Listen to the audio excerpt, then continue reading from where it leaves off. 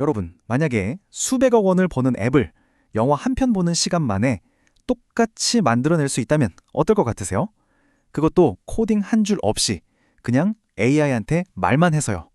오늘 바로 그 이야기를 한번 해보려고 합니다. 와, 1,000억 원. 네, 잘못 들으신 게 아니에요. 무려 1,000억 원입니다. 이게 바로 오늘 우리가 복제해볼 앱이 1년 동안 벌어들이는 수익이에요.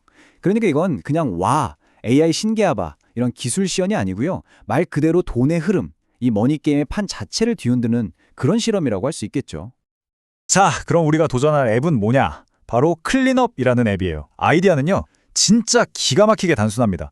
딱 사진용 틴더라고 생각하시면 돼요. 폰에 쌓인 사진들 있잖아요. 보면서 이건 별로다 싶으면 왼쪽으로 휙, 이건 남겨야지 하면 오른쪽으로 휙. 정말 이게 다거든요. 근데 이 간단한 기능 하나로 대박을 친 거죠. 아니, 근데 이걸 어떻게 코딩 하나도 안 하고 만들었을까요? 비결은 바로 바이브 코드라는 AI 도구에 있습니다. 이게 뭐냐면요. 우리가 보통 생각하는 것처럼 막 키보드로 복잡한 코드를 치는 게 아니에요. 그냥 사람한테 말하듯이 이런 앱 만들어줘 하고 텍스트나 음성으로 명령을 내리면 얘가 알아서 뚝딱 앱을 만들어주는 진짜 무슨 마법 같은 그런 플랫폼입니다. 자, 그럼 이제 진짜 제작 과정으로 한번 들어가 볼까요? 이 모든 어마어마한 일의 시작은요, 놀랍게도 단 하나의 명령어, 즉 프롬프트였습니다. 보세요. 이게 바로 AI한테 던진 첫 번째 명령이에요. 이 앱 그대로 만들어줘? 내 폰에 있는 사진 다 가져오고? 그리고 아이폰이랑 아이패드에서 둘 다 되게 해줘. 어떠세요? 이건 뭐 프로그래밍 언어가 아니잖아요. 그냥 옆에 있는 동료한테 부탁하는 것 같죠? 정말 시작부터가 대담합니다. 그래서 이 복잡해 보이는 요구를 어떻게 실행했나고요? 그냥 이 문장을 복사해서 붙여넣고 생성 버튼 딱 한 번 누른 게 전부입니다. 정말이에요. 그리고 잠시 후에 끝났습니다. 네, 진짜 끝났어요. 방금 그 말 몇 마디로 실제로 돌아가는 앱의 첫 번째 버전이 그냥 뚝딱하고 만들어져 버린 겁니다. 와, 이게 말이 되나요? 자, 그런데 짠 하고 완벽한 앱이 나왔을까요? 에이, 설마요. 그럴 리가 없죠. 사실 여기서부터가 진짜 재밌는 부분입니다.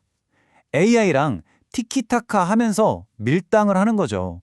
바로 버그 수정 작업이 시작됩니다. 처음에 딱 보니까 몇 가지 문제들이 눈에 띄었어요. 예를 들면 사진을 분명히 삭제했는데 화면에는 그대로 남아있는 거예요. 그리고 사진도 딱 1,000장까지만 불러오더라고요.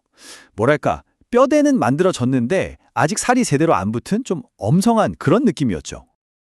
그래서 이걸 고치려고 두 번째 명령을 내립니다.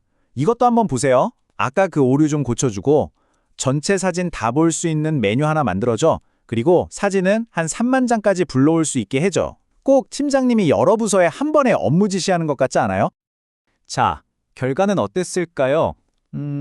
딱 절반의 성공이었어요. 사진 3만 장 불러오는 거나 새 메뉴 만드는 건 해결이 됐거든요.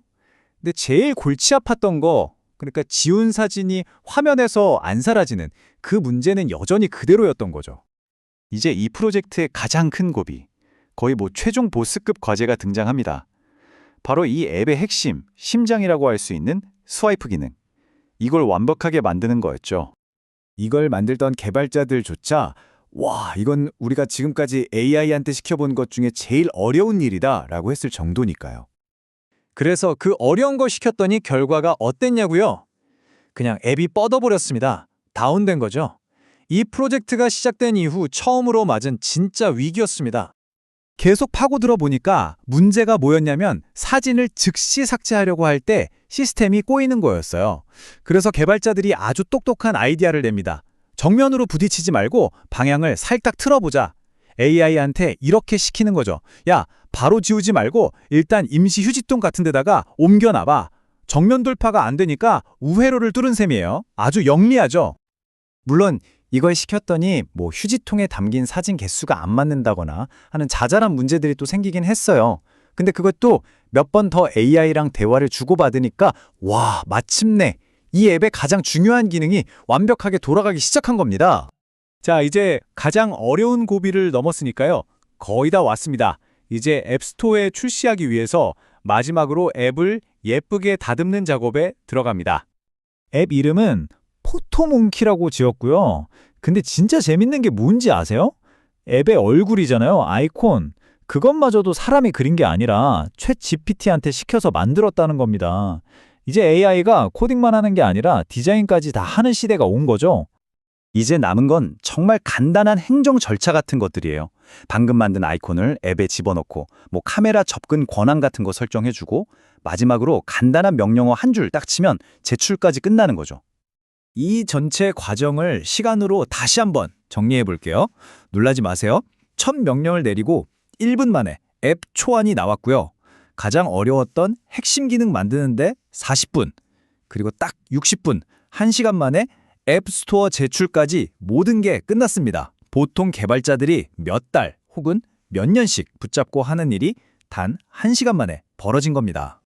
자, 이 표를 한번 보세요. 원본 앱 클린업과 AI로 복제한 포토 몽치입니다. 한쪽은 1년에 1,000억 원을 벌어들이고 다른 한쪽은 그걸 만드는데 딱 60분이 걸렸습니다. 한쪽은 5천만 명 넘는 사용자가 있고 다른 한쪽은 개발 비용이 사실상 0원이죠. 이 엄청난 차이, 이게 바로 AI가 우리에게 보여주는 미래의 모습 아닐까요? 그렇다면 이 모든 놀라운 과정이 우리에게 진짜로 말해주고 있는 건 뭘까요? 우리가 생각해봐야 할 점은 뭘까요? 오늘 이야기는 이 질문을 던지면서 마무리하려고 합니다.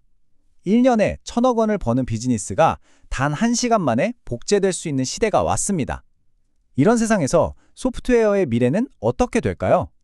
그리고 더 중요하게는 우리가 그토록 소중하게 여겼던 아이디어의 가치는 앞으로 어떻게 변하게 될까요? 여러분도 한번 곰곰이 생각해 보시면 좋겠습니다.